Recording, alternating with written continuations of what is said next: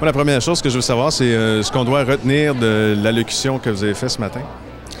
Bien, je pense que c'est vraiment l'importance du parent et de la relation qu'il va établir avec l'éducatrice, qu'on s'inscrit dans une relation d'égal à égal, dans un milieu, dans une communauté, et que c'est la qualité de nos liens qui vont vraiment favoriser la coéducation.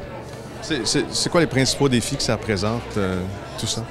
Je pense que pour le parent, ça représente certainement d'accepter de donner son enfant ou de prêter son enfant à quelqu'un d'autre qui va en prendre soin, qui va avoir une vision différente de son enfant parce qu'il va dans un autre contexte. Je pense que pour l'éducatrice,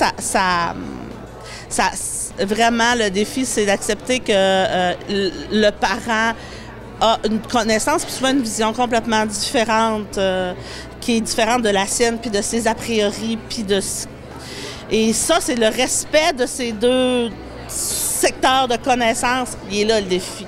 Il est là le défi, c'est d'être capable de travailler en acceptant les forces des deux secteurs de connaissances qui sont parfois... Tu sais, des fois, ça va ensemble, c'est le fun, mais des fois, ça marche pas. C'est pas tout à fait enligné. Puis c'est l'enlignement de ça, là, c'est là qu'est le plus grand défi, je pense. Puis de ce que vous avez vu sur le terrain, tout ça, là, les meilleurs conseils que vous pourriez donner pour que ça fonctionne, justement?